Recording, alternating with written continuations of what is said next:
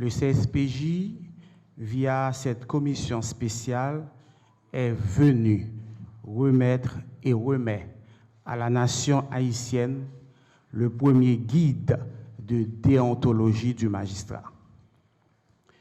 Il existe désormais en Haïti, au niveau du système judiciaire, un document qui précise clairement ce que tout magistrat doit faire et ne doit pas faire, que ce soit dans l'exercice de sa fonction ou dans sa vie privée. Ce document est destiné aux magistrats, aux juges, mais il est un outil au service de tous les citoyens qui exigent une justice saine, impartiale et équitable.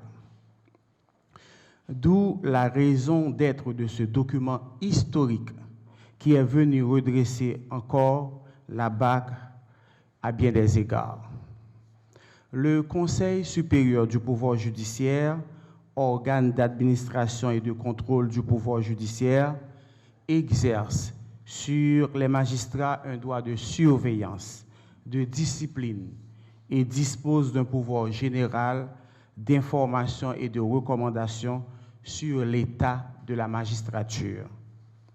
Fort de cette attribution et considérant la déontologie des magistrats qui est une garantie pour les justiciables pour contribuer à l'efficacité du pouvoir judiciaire, le Conseil supérieur du pouvoir judiciaire a jugé nécessaire de fixer et de préciser dans ce présent document intitulé « Guide de déontologie du magistrat » un ensemble de concepts, de règles et de principes fondamentaux devant régir le comportement professionnel au sein de la magistrature. En effet, il est du devoir des magistrats, à quelque rang qu'ils se trouvent sur l'échelle des responsabilités, de rester fidèles aux principes qui sont à la base de ce guide et qui constituent le fondement des valeurs.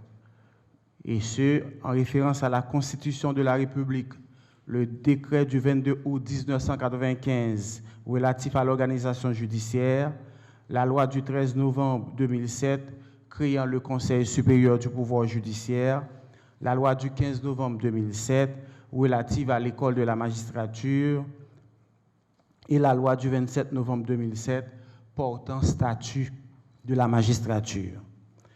La déontologie recouvre l'ensemble des règles relatives à ce qu'il faut faire et ne pas faire, à ce qui nous oblige tous, en particulier dans le cadre de nos pratiques professionnelles. C'est une exigence pour l'ensemble des magistrats. Elle oriente les magistrats dans l'exercice de leurs fonctions. Les normes déontologiques sont les relais privilégiés pour diffuser les exigences d'intégrité, de probité et d'impartialité. La fonction de juge est essentielle à l'équilibre de la société. Ce sont les magistrats qui décident. Ces décideurs doivent être contrôlés pour que les citoyens aient confiance en la justice. Pas de justice sans confiance des citoyens. Et la confiance du citoyen est née du comportement du magistrat. C'est ainsi que le CSPJ a entrepris différentes étapes pour l'établissement d'un cadre permettant de mieux appréhender la déontologie des magistrats. Il a été conçu pour soutenir et orienter les magistrats à mieux prêter attention à ce qu'ils jugent en préservant l'image de l'institution judiciaire. Il a également pour finalité, ce document, il a également pour finalité de renforcer la confiance de tout un chacun dans un fonctionnement indépendant et impartial du système judiciaire haïtien, en faisant mieux connaître la complexité de l'action des magistrats dans l'exercice de leurs fonctions et aux autres membres du secteur judiciaire, aux représentants des autres pouvoirs, ainsi qu'aux justiciables. Par l'adoption d'un cadre de référence déontologique, le Conseil s'est acquitté de sa responsabilité de guider le magistrat, tant dans sa vie personnelle que professionnelle. Ce guide de déontologie émane par-dessus tout d'une volonté sincère de répondre à un besoin d'accompagnement des magistrats dans leur vie quotidienne. Une telle entreprise favorise tout d'abord la réaffirmation des valeurs communes à la justice, le rappel du sens qui est derrière toute cette activité professionnelle et personnelle du magistrat. Les sujets abordés dans ce guide recoupent les différentes thématiques déontologiques: l'indépendance des magistrats, l'impartialité, l'intégrité, les convenances, la compétence et la diligence, dans une approche pragmatique adaptée à la vie de tous les jours, à l'intérieur comme à l'extérieur des cours et des tribunaux.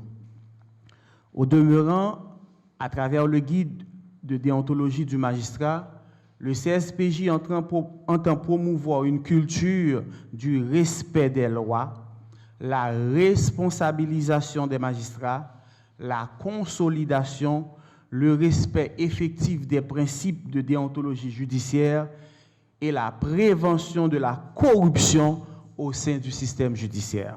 En ce qui concerne la disponibilité magistrats, c'est un devoir non seulement éthique, mais déontologique que le magistrat a gagné pour que les capables mettre les disponibles pour le travail. D'ailleurs, dans la loi qui porte le statut magistrat, il y a une obligation que le gagne, c'est l'obligation de service. Donc, c'est une question qui est abordée et à travers le corps de normes, il observe non seulement de boussole pour que le magistrat rive connaît que il doit avoir un comportement qui est responsable, mais en même temps, c'est un cadre de référence à chaque fois et gagner de questions disciplinaires qui est posée contre magistrat dans le cadre de travail. La réponse est oui, cette question est abordée dans le guide. Avec le guide, nous venons formaliser un ensemble d'obligations, de principes qui régissent la magistrature. Donc, CSPJ, à travers la 4e judiciature, nous faisons un travail extraordinaire que nous pas parlé de dans la presse, qui c'est les sanctions de tout magistrat qui soit qui quitte paysan ou du moins qui dans paysan mais qui pas rendu disponible sur les lieux du travail. Gain de sanctions de mise en disponibilité, gain de cas plus graves de cessation pour abandon de poste et qui fait et son travail qui gagne plus d'1 an depuis et judiciature ça a fait dans CSPJ. Pour des cas depuis 1 an, nous avoisinons 25 cas environ de magistrats qui étaient payants des magistrats qui quittent payants sans aucune formalité possible, qui seulement quittent, qui pas rendu dans le lieu du travail. Il y a des magistrats qui sont dans payants, mais qui dans laxisme par le travail. Et le CSPJ comme organe d'administration, de contrôle, de discipline, prend sanctions contre eux. Pendant dit qu'avant d'arriver à l'adoption guide là, c'est un projet, et autour de ce projet, gagnait plusieurs rencontres de travail qui fait avec les juges au niveau des différentes juridictions. Donc c'est un projet qui a commencé depuis en 2017. Donc il y a plusieurs séances de travail qui fait autour du projet. Nous tenons compte de différentes remarques qui sont faites par magistrats. Mais il faut dire que c'est un guide qui consacre les principes universels fondamentaux en matière de magistrature partout dans le monde, mais qui ont une adaptation par rapport avec la réalité pas non. Donc, avant de me répondre comment on fait pour que guide là différents principes soient respectés, je dis que le Conseil supérieur du pouvoir judiciaire, après présentation ça, pourra commencer avec une campagne de vulgarisation de ce guide et d'échange avec les magistrats au niveau des différentes juridictions.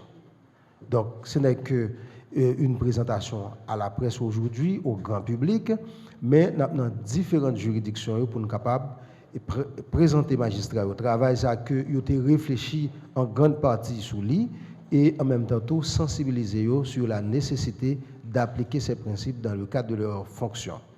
Maintenant, il revient au CSPJ pour qu'il suive magistrat comme organe de discipline pour comment comportement modelé et est-ce que guide respecté. Donc, il faut dire ces principes ça yo guider magistrat en principe dans le cadre de travail. Donc, il faut formaliser, mais qu'on y a formalisé. Et nous croyons qu'avec campagne de sensibilisation et de vulgarisation qu'a fait, donc a gagné en pile effort en termes de comportement et responsable au niveau de la magistrature.